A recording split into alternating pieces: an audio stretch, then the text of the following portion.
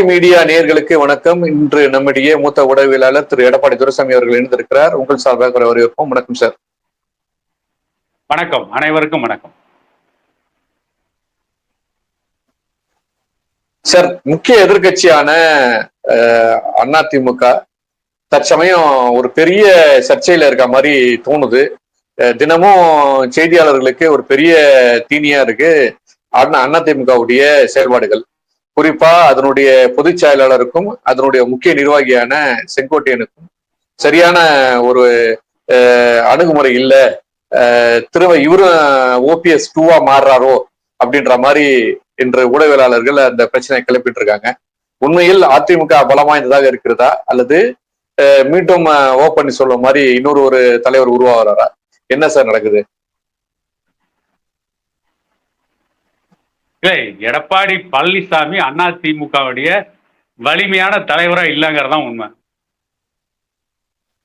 அது ஜெயலலிதா 89ஆம் ஆண்டு நடைபெற்ற சட்டமன்ற தேர்தலில் இரட்டை இலை சின்னமே இல்லாம 28 தொகுதிகளில் வெற்றி பெற்றாங்களா இல்லையா? அன்னைக்கு வன்னியர் சங்கம் தேர்தலை புறக்கணிச்சது ஒரு காரணம். ஜெயலலிதா வெற்றி பெற்றதுக்கு வன்னியர் சங்கம் மட்டும் தேர்தலை புறக்கணிக்காமல் இருந்திருந்தால் ஜெயலலிதாவுடைய அரசியல் வாழ்வு அப்பொழுதே அசமணமாகி இருக்கக்கூடும் என்ற கருத்து கணிப்புகள் இன்று வரை இருக்கு. இருந்தாலும் கூட அன்னைக்கு இரட்டை இலை சின்னமே இல்லாம சேவல் சின்னத்தில் நின்று 28 சட்டமன்ற தொகுதிகளில் அன்றைக்கு ஜெயலலிதா தலைமையில் அதிமுக வெற்றி பெற்றது. அதுக்கு பிறகு அதிமுக இணைஞ்சாங்க. அன்னைக்கே ஜெயலலிதா ஒரு வலிமையான தலைவரா அந்த தேர்தலில் உருவெடுத்தார். எடப்பாடி பழனிசாமி 4 ஆண்டுகள் முதலமைச்சராக இருந்தும் ஜெயலலிதா இறந்ததற்கு பிறகு ஒரு விபத்தில் முதலமைச்சரானார். தன்னை வலிமையான தலைவரா இன்னைக்கு வரைக்கும் எடப்பாடி பழனிசாமியால வளர்த்து கொள்ள முடியல. அதான் உண்மை. இன்னைக்கும் மண்குதிரையை நம்பி ஆற்றில் இறங்குவதை போல எடப்பாடி பழனிசாமி இரட்டை இலை சின்னத்தை மட்டுமே நம்பிக்கொண்டிருக்கிறார். அவருடைய செயல்பாடுகளோ அவங்க கட்சியில் இருக்கின்ற தலைவர்களுடைய ஒற்றுமையோ எதுவும் அவர்களுக்கு இன்றைக்கு நம்பிக்கையை தரவில்லை. எடப்பாடி பழனிசாமி பலகீனமா இருக்கிறதுனாலதான் எடப்பாடி பழனிசாமி மாவட்ட செயலாளர் குற்றம் சொன்னா அந்த மாவட்ட செயலாளர் நேருக்கு நேரா எடப்பாடி பழனிசாமிகிட்ட விவாதம் பண்றாங்க, வாதம் பண்றாங்க. திருச்சி மாவட்ட செயலாளர் எடப்பாடி பழனிசாமிகிட்ட ஆன்லைன்ல வீடியோ கான்பரன்சில் நடந்த கூட்டத்துல விவாதம் பண்ணலையா? இன்னைக்கு KA செங்கோட்டையன் பிரச்சனை பண்ணிட்டு இருக்காரு. இன்றைக்கு அந்த பிரச்சனை முடிவுக்கு வந்து விட்டதாக தோன்றுகிறது. ஆனா அது உண்மையிலேயே முடிவுக்கு வந்துருச்சா? நாளை மறுநாள் தான் தெரியும். KA செங்கோட்டையன் மட்டும்தான் பிரச்சனை நினைக்கிறோம். ஆனா KA செங்கோட்டையனை தாண்டி செங்கோட்டையன் பிரச்சனை செய்வதற்கு முன்னாள் அமைச்சர் KC கருப்பணன் தான் காரணம்னு இன்னைக்கு ஒரு புது செய்தி வெளியே வருது. ஏற்கனவே தங்கமணியும் வேலுமணியும் பிரச்சனை பண்ண தயாரா இருக்கான்னு ஒரு செய்தி வருது. ஏற்கனவே CV சண்முகம் எடப்பாடி பழனிசாமி கிட்ட சேலத்தில் நடந்த கூட்டத்தில் அவற்றை நேரடியா சவால் விட்டு வந்தார்னு ஒரு செய்தி வருது. இப்படி மிகப்பெரிய செய்திகள்லாம் வந்துட்டு இருக்குது. அதிமுக அந்த அளவிற்கு பலகீனமா இருக்கிறதுனாலதான் இவ்வளவு செய்திகள் வருது. ஆக அதிமுகவில் நடக்கின்ற உட்கட்சி மோதல் இன்றைக்கு திமுகவுக்கு சாதகமா இருக்கு. அவ்வளவுதான். மற்றபடி அதிமுக இன்றைக்கு தன்னை சொல்லுங்க. இல்ல நீங்க சொன்ன மாதிரியே அதிமுக திமுகவை எதிர்க்கக்கூடிய ஒரு பெரிய சக்தியா இல்லாம பலம் எழுந்திருக்குன்னு சொல்றீங்க. ஏற்கனவே திமுகவுடைய வரலாற்றுல எதிர்கட்சிகளை இப்படி துண்டாடுறது உண்மைதானே? உதாரணமா தேமுதிக இன்னைக்கு இவ்வளவு சிதறுண்டு போனதுக்கும் அதனுடைய தலைவர் நோயாய்ப்பட்டு மன உளைச்சல் ஏற்பட்டதுக்கு காரணம் கூட அன்னைக்கு இருந்த தேமுதிகவை பல்வேறு பகுதிகளாக உடைத்ததனுடைய விளைவு தானே சார்? அன்னைக்கு இருந்த திமுக தான் அந்த வேலையை செஞ்சது. அதே மாதிரிதான் இன்னைக்கும் அதிமுகவை அந்த வேலை செய்தோம் அப்படின்னு தோணுது. இருக்கும், இல்லைன்னு யாரு சொன்னா? இருக்கலாம். ஏன்னா தமிழ்நாட்டில் இருக்க பெரும்பாலான கட்சிகளை உடைச்சது திமுக தான். கலைஞர் கருணாநிதி தன்னுடைய கட்சியை வலிமையான கட்சியா காட்டுவதை விட, தன்னுடைய கட்சியை வலிமையாக வளர்ப்பதை விட எதிர்கட்சிகளை சிதைப்பதெல்லாம் கருணாநிதி உறுதியா இருந்தார். உதாரணத்துக்கு திமுகவிலிருந்து பிரிந்த வைகோ, அவர் கூட 9 மாவட்ட செயலாளர் வந்தாங்க. வைகோவுக்கு ஒரு மிகப்பெரிய எழுச்சி இருப்பதாக அன்றைக்கு தினகரன் பத்திரிகை நிறைய செய்திகள் வெளியிட்டு கொண்டிருந்தது. வைகோவை சின்னாபண்ணமாக்கி உடைச்சு சுக்கு நூறாக்கி கடைசியா எந்த ஸ்டாலினுடைய வாரிசு அரசியலை எதிர்த்து திமுக விட்டு வைகோ வெளியே போனாரோ அதே ஸ்டாலினுக்கு முட்டு கொடுக்கின்ற அளவிற்கு வைகோவை பலகீனப்படுத்தினது திமுக தான். இப்ப பாராளுமன்றத்தில் நடந்த ஆர்ப்பாட்டத்துல டெல்லியில கனிமொழியிடம் மன்னிப்பு கேள்வி கோஷம் போற அளவுக்கு வைகோவை மோசமாக்கினது திமுக தானே. தமிழ்நாட்டில் இருக்கின்ற பெரும்பாலான அரசியல் கட்சிகளை உடைக்கிறதுல திமுக கைதேர்ந்த கட்சி. இன்னைக்கு அதனுடைய கரம் தான் பலம் வாய்ந்த அதிமுகவை சிதறடிக்குதுன்னு தோணுது. ஏன்னா இதே மாதிரியான ஒரு சம்பவம் ஜெயலலிதா தன் தலைமையில அதிமுக திரளும் போது அந்த கட்சியினுடைய முக்கிய நிர்வாகிகள்லாம் பல்வேறு வகையில உடைஞ்சு போனாங்க. உதாரணமா நெடுஞ்செழியன் தென்னமரம் கட்சிக்கு போயிட்டாரு.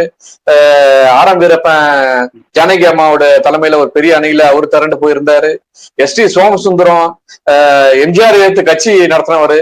பின்னாடி அவரே ஜெயலலிதாவுடைய கார்ல தொங்கி போய் தனக்குன்னு ஒரு சிறப்பு பட்டத்தை தேடிக்கினாரு துங்கு சுந்தரம்னு. இப்படி எல்லாம் போனவங்க. ஆனா அதே ஒரு காலகட்டத்துக்கு பிறகு கலைஞரை 10 வருஷம் வீட்டுல உட்கார வச்ச பெருமையும் அந்த கட்சிக்கு உண்டாச்சு சார். அத மாதிரியான ஒரு சோதனை தான் இன்னைக்கு எடப்பாடி தலைமையிலான ஒரு அதிமுக வந்திருக்கு கூட நம்ம பாக்கலாம்ல. இல்ல அதாவது நீங்க இன்னொரு விஷயத்தை பாக்க, நீங்க எல்லாத்தையும் சொன்னீங்க, காளிமுத்தை மறந்துட்டீங்களா? நாளைக்குறிச்சியில் இருந்த காளிமுத்து ஜெயலலிதாவை வானத்து நிலவு, நித்திய கல்யாணி, கோமளவல்லி, கோமேதக சிலை, கூவும் குயில், குதிக்கும் மான், பால்கனி பாவை, டெல்லிக்கு சென்ற மறுதினமே இங்கே ஆட்சி கலைக்கப்படுகிறது, காட்ட வேண்டியதை காட்டி பெற வேண்டியதை பெற்றாகிவிட்டதுன்னு இலக்கிய நயத்துல ஜெயலலிதாவை பற்றி வசைபாடிய காளிமுத்து கடைசியா ஜெயலலிதா காலில் விழுந்து மந்திரியாகி சபாநாயகரா இருந்தார்ல.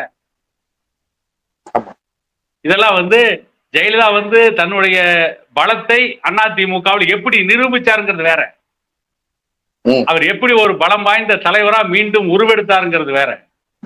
உதாரணத்துக்கு ஜெயலலிதா அந்த 1000 கார் பவனி, அந்த வளர்ப்பு மகன் திருமணம், இதற்கு பிறகு நடைபெற்ற 96ஆம் ஆண்டு தேர்தலில் படுதோல்வியை சந்தித்த பிறகு ஜெயலலிதா திராட்சை தோட்டத்துல முடங்கி போயிடுவான்னு சொன்னாங்க. ஜெயலலிதா அமெரிக்காவுக்கு ஓடி போயிடுவான்னு சொன்னாங்க. இது எப்படின்னு கேட்டீங்கன்னா, ஒரு திரைப்படத்துல கருணாஸ் கோர்ட்ல சொல்லுவாரு, அன்னைக்கு திமுக எப்படி அவங்க மேல வழக்கு போட்டாங்கிறதுக்கு அது ஒரு ஆதாரம். கருணாஸ் யுவர் ஆனர், எங்க ஊர்ல ஆற்றங்கரையில வண்ணான் துவைக்கும் துறையில உள்பாவாடை காணாம போனா கூட என் மேல கேஸ போட்டு ஒரே நியூசன்ஸ் கேஸா போட்டு என்னுடைய இமேஜையே டேமேஜ் பண்ணிட்டாங்க அப்படின்னு கருணாஸ் சொன்ன மாதிரி ஜெயலலிதா மேல ஏகப்பட்ட வழக்குகள் போட்டு ஜெயலலிதா 96ஆம் ஆண்டு தேர்தலுக்கு பிறகு அதுக்கு அடுத்து வந்த நாடாளுமன்ற தேர்தலை சந்திக்க முடியாமல் தத்தளித்துக் கொண்டிருந்த பொழுது பாட்டாளி மக்கள் கட்சியினுடைய நிறுவனர் டாக்டர் ஐயா தான் ஜெயலலிதா கூட கூட்டணி வச்சு அந்த நாடாளுமன்ற தேர்தலில் மீண்டும் ஜெயலலிதாவை அவருடைய இடத்திலே அமர வச்சாங்க. அன்னைக்கு ஜெயலலிதாவுக்கு பாமக தயவு தேவைப்பட்டது, அன்றைக்கு ஜெயலலிதாவுக்கு மதிமுக தேவைப்பட்டது. இப்படி பல கட்சிகளை இணைத்து கொண்டு அன்னைக்கு ஜெயலலிதாவுக்கு இவங்கெல்லாம் ஜாமீன் கொடுத்தாங்க. அதுக்கு பின்னால ஜெயலலிதா தன்னை ஒரு மிகப்பெரிய அரசியல் தலைவரா கட்டமைச்சுக்கிட்டாங்க.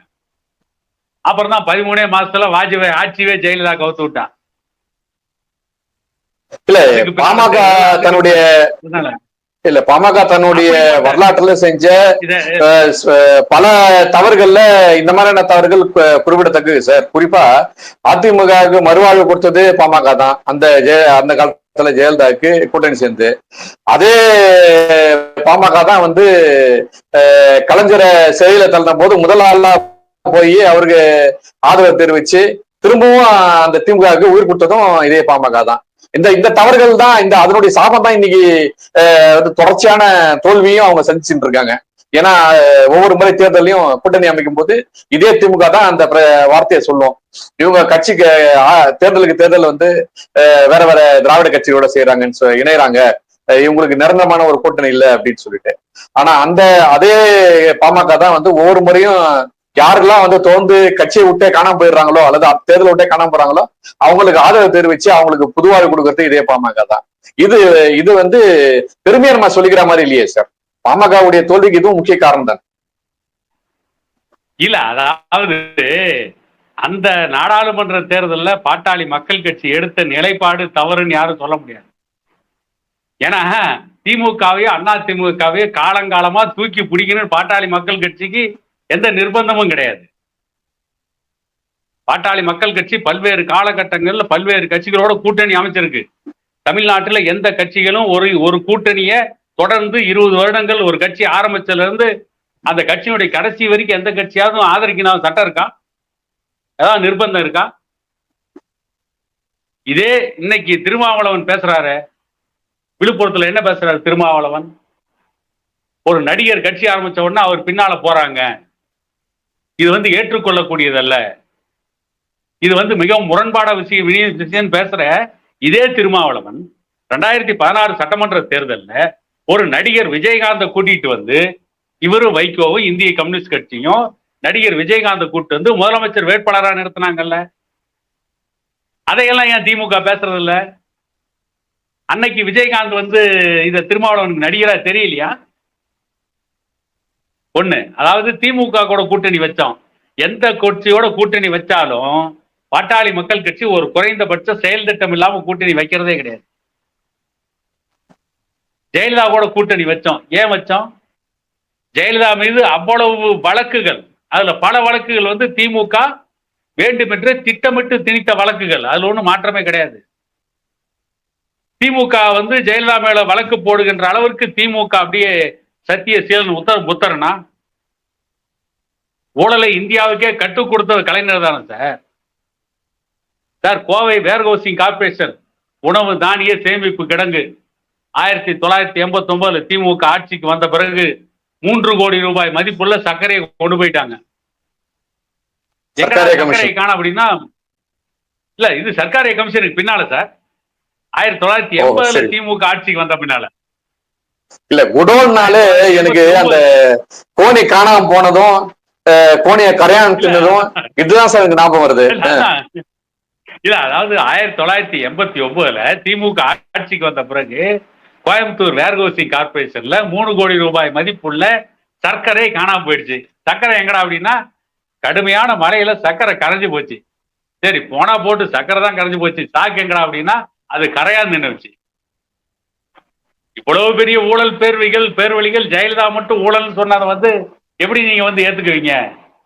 அது வரலாற்றுல சொல்லுவாங்களே, சீசரின் மனைவி சந்தேகத்திற்கு அப்பாற்பட்டவளாக இருக்க வேண்டும். அது அரசியலுக்கும் பொருந்தும். அதனால இவங்க 2 பேரும் குற்றவாளிகளா இருந்துட்டு பாட்டாளி மக்கள் கட்சி மீது குற்றம் சாட்ட முடியாது. பாட்டாளி மக்கள் கட்சி மட்டும் என்னமோ தமிழ்நாட்டில அல்லது இந்தியாவில் கூட்டணி வச்சரல. உங்களுக்கு தமிழ்நாட்டிலேயே இந்தியாவிலேயே ஒரு மிகப்பெரிய சந்தர்ப்பாத கூட்டணி அமைச்ச யார் தெரியுங்களா? கலைஞர் கருணாநிதியும் இந்திரா காந்தியும் தான். 76 அலகாபாத் நீதிமன்றத்துல இந்திரா காந்தி அமேதி பாராளுமன்ற தொகுதியில வெற்றி பெற்றது செல்லாது, தீர்ப்பு வருது. இந்திரா காந்தியுடைய அரசியல் வாழ்வுக்கு, அவருடைய வம்சத்திற்கு, அவங்களுடைய அரசியல் வசந்தத்திற்கு வந்த நெருக்கடியை, இந்திரா காந்தி நாட்டுக்கு வந்த நெருக்கடியை எமர்ஜென்சியா டிக்ளேர் பண்ணலாங்கல்ல. அப்ப இதே கலைஞர் கருணாநிதி இவர்கள் கட்சியில் இருந்த ஒரு பேச்சாளர் நன்னிலம் நடராஜன் கோவை மாநாட்டில் என்ன பேசுனாங்க? திமுக ஆட்சியே கலைச்சிருவாங்க அப்படின்னு ஒரு செய்தி வருது. அன்னைக்கு நன்னிலம் நடராஜன் என்ன சொன்னாரு? இங்க ஆட்சியை கலைச்சிருவாங்கன்னு சொல்லிட்டு இருக்கிறாங்க, அதெல்லாம் கலைக்க முடியாது, ஏற்கனவே அந்த அம்மா இந்திரா காந்தி பல முறை கலைச்சி அவதிப்பட்டிருக்குன்னு இரட்டை அர்த்தத்துல ஆபாசமா நன்னிலம் நடராஜன் கோவையில பேசலையா? அதற்கு பின்னால இந்திரா காந்தி நெருக்கடி நிலையை பிரகடனப்படுத்தி அதுக்கு பின்னால இந்திரா காந்தி திமுகவை சார்ந்தவங்கெல்லாம் அரெஸ்ட் பண்ணி சிறையில் அடைத்து விட்டு திருவனந்தபுரம் விமான நிலையத்துல போய் நின்றுட்டு I will crush DMK with all the forces under my command கொக்கரிக்கலையா? என்னுடைய அதிகாரத்துக்கு உட்பட்ட ரத கஜ துரக பதாகைகளை வைத்து திமுகவை நசுக்குவேன் இந்திரா காந்தி கொக்கரிச்சார். அன்னைக்கு இந்திரா காந்தி அமைச்சரை உள்துறை அமைச்சரா இருந்த ஓம் மேத்தான்னு ஒருத்தன் சென்னையில இறங்கி விமான நிலையத்துல கேட்டான், கருணாநிதி என்று ஒருவர் இன்னும் உயிரோடு இருக்கிறாரான்னு கேட்டான். இன்னைக்கு வரைக்கும் ஸ்டாலின் விசாவிலை சிறைக்கு சென்ற தியாகின்னு திமுக பேசிட்டு இருக்காங்க. சேலத்துல இருந்த வீரபாண்டியாரை எப்ப கைது பண்ணாங்க, எங்க கொண்டு போய் அடைச்சாங்க யாருக்கு தெரியாது. வீரபாண்டியாருடைய தாயார் தலையில கல்லுப்பானையை சுமக்க வச்சு பூலாவரி தெருவிலேயே நடக்க வைத்து அவர் கல்லை விற்றார் என்று பொய்யான வழக்கில் கைது செய்யப்பட்டார். திமுகவுடைய மெட்ராஸ் மேயரா இருந்த சிட்டி பாபுவை சிறையில் அடிச்சே கொண்டாங்க. இவ்வளவு கொடுமைக்கு பிறகும் நேருவின் மகளே வருக, நிலையான ஆட்சியை தருகன் 1980 நாடாளுமன்ற தேர்தலில் கருணாநிதி இந்திரா காந்தி கூட்டணி வச்சாங்க பாருங்க. இதை விட ஒரு மோசமான கேவலமான சந்தர்ப்பாத கூட்டணியை இந்தியாவில் யாருமே அமைக்க முடியாது. ஆகவே பாட்டாளி மக்கள் கட்சி அமைத்த கூட்டணி பற்றி குறை சொல்வதற்கு தமிழ்நாட்டில் மட்டுமல்ல, இந்தியாவில் காங்கிரஸ், திமுக, இந்த கம்யூனிஸ்டுகள், விடுதலை சிறுத்தைகள், வைகோ, இவங்களுக்கெல்லாம் யாருக்கு எந்த தகுதியும் கிடையாது. நீங்க கூட்டணி, சந்திரபாத கூட்டணி எல்லாம் சொல்லும் போது இன்னைக்கு இன்னொரு செய்தி அடிபட்டது. என்னன்னா, திமுகவுடைய கூட்டணி சேர்றதுக்கான வாய்ப்பு இருக்கு, அமைச்சர் வேலுவனுடைய தரப்புல இருந்து பேசப்பட்டிருக்கு அப்படின்னு சொல்லி ஒரு செய்தி ஒண்ணு ஒரு இணையதளத்துல நான் படிச்சேன். அது என்ன சார் உண்மையா? அந்த மாதிரி அதிமுக கூட்டணி தானே இருக்குது, நம்ம நம்பிட்டு இருக்கோம். இப்ப பார்த்தா ஏன்னா அவங்க அறிக்கைலாம் அப்படிதான் இருக்கு. மாநில அரசினுடைய செயல்பாடுகளை வரவேற்கிறாங்க, பட்ஜெட்டை வரவேற்கிறாங்க, பாராட்டுறாங்க திடீர்னு. இதெல்லாம் ஒருவேளை வந்து அவங்களுக்கான அந்த எம்பி தரலன்ற மாதிரி எடப்பாடி சொன்னாரு, அதனுடைய விளைவா? அல்லது இவங்க இந்த கூட்டணி விட்டு வெளியே போறாங்களா?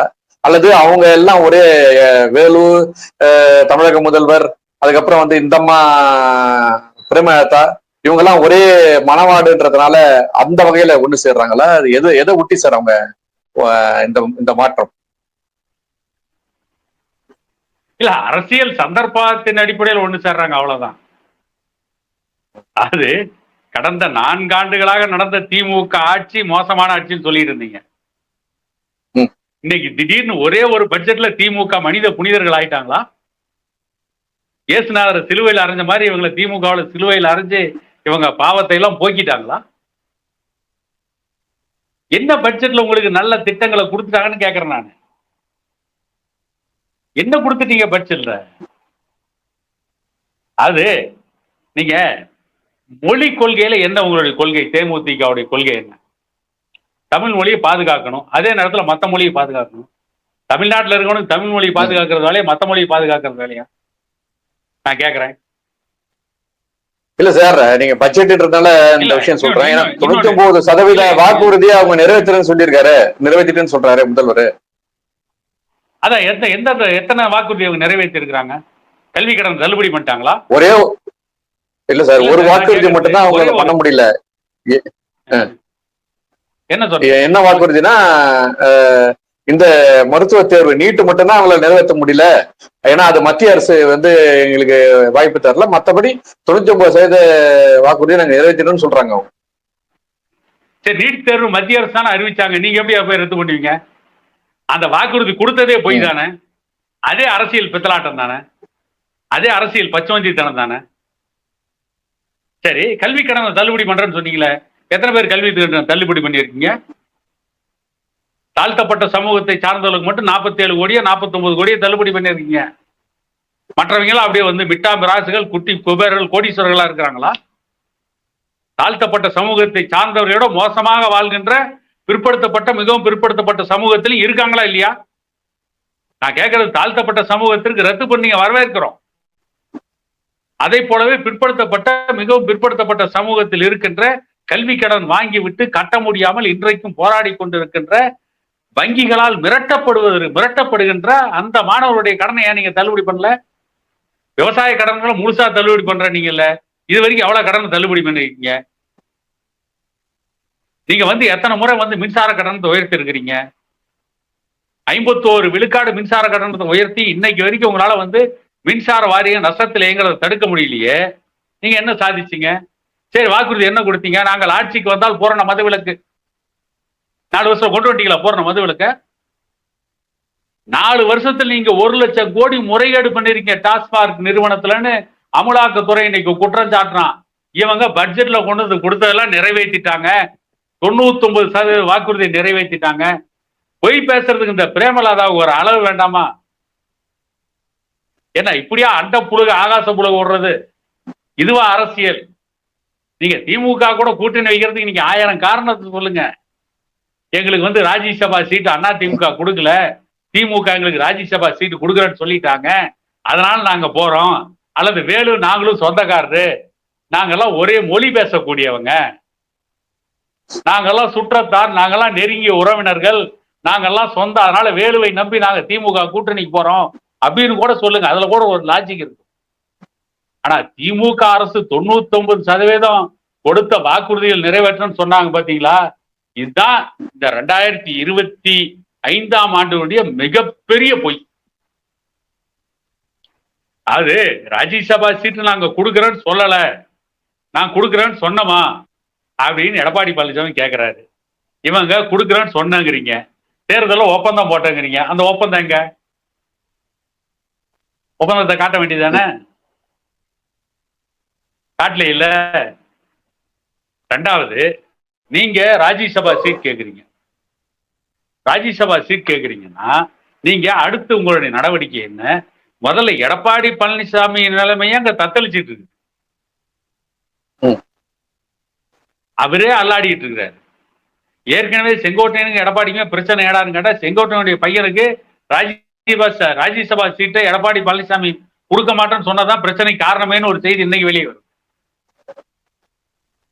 அவங்களுக்குள்ளேயே 1008 பிரச்சனை, 1008 மோதல். சரி, நீங்க எடப்பாடி பழனிசாமி கிட்ட போய் ராஜ்யசபா சீட் வேணும்னு கேக்குறீங்கல்ல, இன்னும் தேவையான அந்த ஒரு 4 நாடாளுமன்ற சட்டமன்ற உறுப்பினருடைய ஆதரவை நீங்க எந்த கட்சி இருந்து வாங்குவீங்க?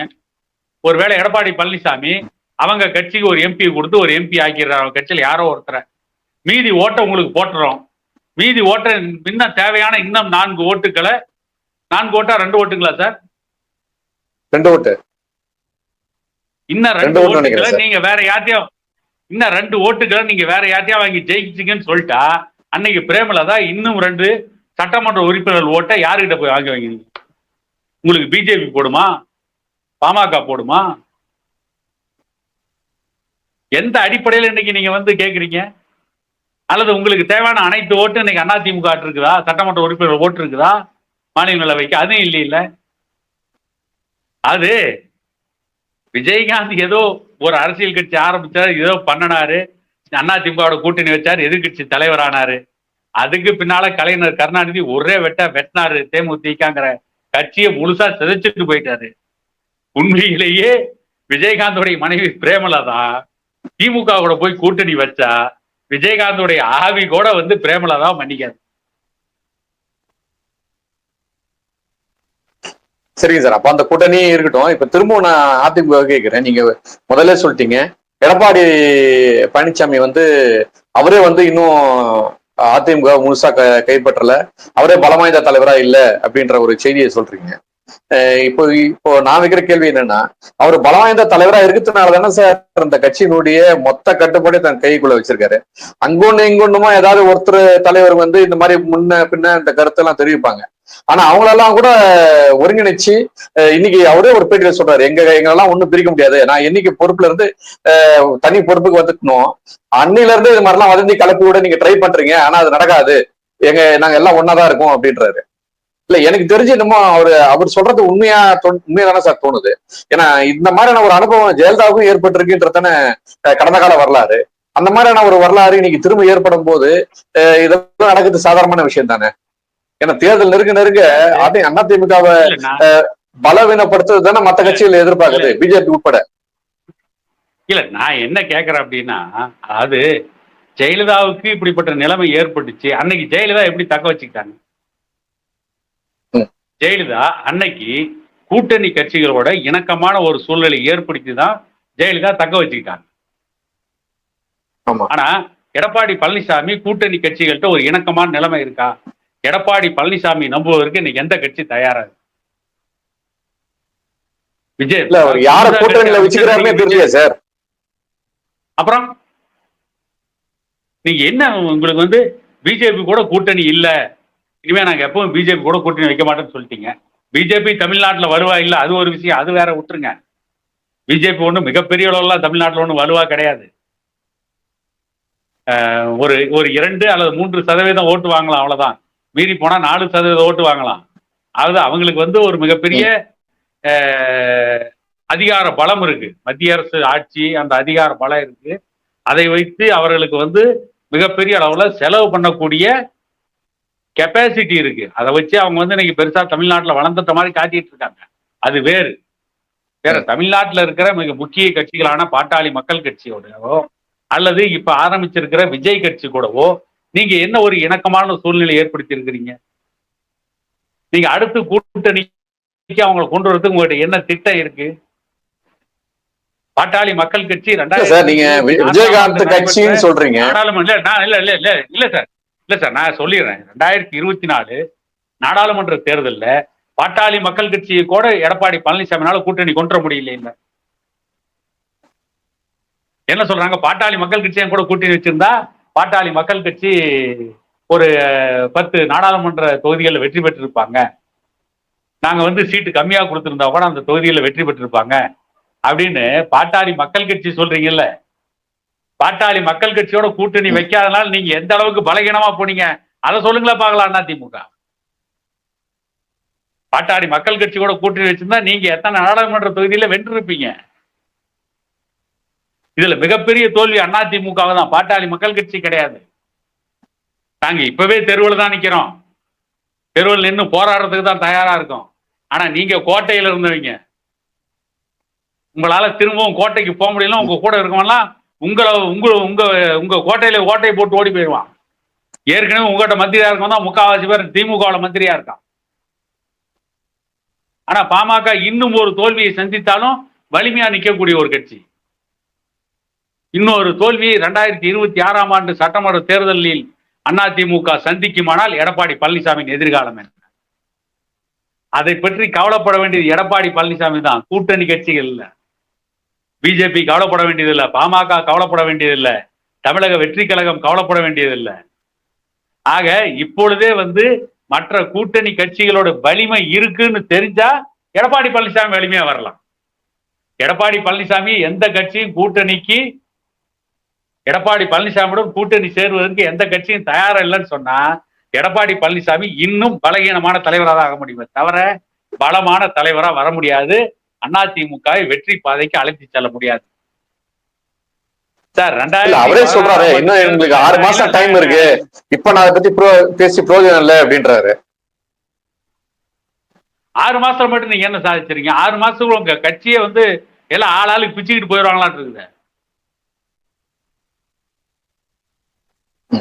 அங்க எல்லாம் ஒவ்வொரு பக்கம் இருந்து உங்களுக்கு உடஞ்சிட்டு போயிட்டே இருக்க. இன்னொரு பக்கம் சார் நீங்க தென் மாவட்டத்திலையும் எடப்பாடி பழனிசாமினால ஓட்டு வாங்க முடியாது. வட தமிழகத்தில் நீங்க எந்த அடிப்படையில் ஓட்டு வாங்குவீங்க? வட தமிழகத்துல 2021ஆம் ஆண்டு நடைபெற்ற சட்டமன்ற தேர்தலில் 75% ஓட்டுகளை போட்டது வன்னியர் சமூகம். வன்னியர் சமூகத்தின் 75% ஓட்டுகளை வாங்கினதுனாலதான் எடப்பாடி பழனிசாமி எதிர்கட்சி தலைவர். ஒருவேளை பாட்டாளி மக்கள் கட்சி எடப்பாடி பழனிசாமியோட கூட்டணி இல்ல, கூட்டணி வைக்கல, வருவது வரட்டும் பார்க்கலான்னு அன்புமணி ராமதாஸ் அவர்களோ டாக்டர் ஐயா அவர்களோ ஒரு முடிவு எடுத்துட்டாங்கன்னு வச்சுக்கங்க. 2016ஆம் ஆண்டை போல ஒரு அதிரடியான முடிவை பாட்டாளி மக்கள் கட்சியினுடைய நிறுவனர் டாக்டர் ஐயா எடுத்துட்டாருன்னா இந்த 75% வன்னியர்களிடம் வாங்கிய ஓட்டை 15% வன்னியர்கள் ஓட்டு எடப்பாடி பழனிசாமி குறையும்.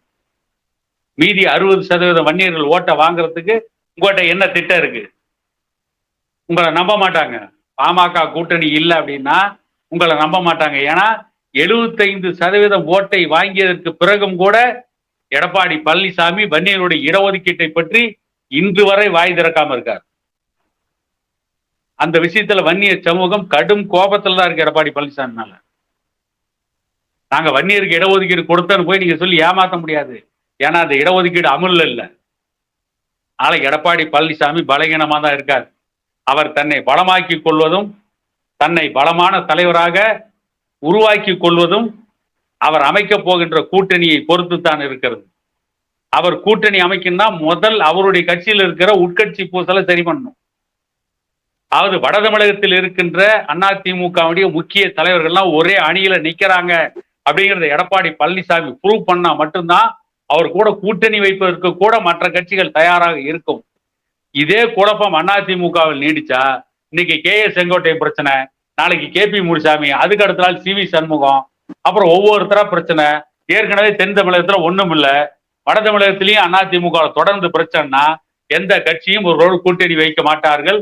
மண்குதிரையை நம்பி பயணம் செய்யும் எடப்பாடியை நம்ப இவர்கள் தயாராக இருக்க மாட்டார்கள். ஆகவே தன்னை திருத்தி கொண்டு தன்னுடைய பலத்தை நிரூபிக்க வேண்டிய கடமை எடப்பாடி பழனிசாமி தான் இருக்கு. அது இல்லை அப்படின்னா 2026 எடப்பாடி பழனிசாமியுடைய அரசியல் வாழ்வு அஸ்தமனமாகும். நன்றி சார். வருகின்ற தேர்தலில் பாமகவுடன் அதிமுக சேருமா அல்லது அதிமுக பலம் வாய்ந்த கூட்டணி அமைக்குமா? அதிமுகவுடைய தலைவர் பலம் வாய்ந்தவராக இருப்பாரா? அதிமுக தன்னை நிலைநிறுத்திக் கொள்ளுமா என்ற கேள்வியோடு இன்றைய நிகழ்ச்சியை நாம் நிறைவு செய்வோம். உங்களுடைய நல்ல எண்ணங்களுக்கு நன்றி சார். வணக்கம். நன்றி.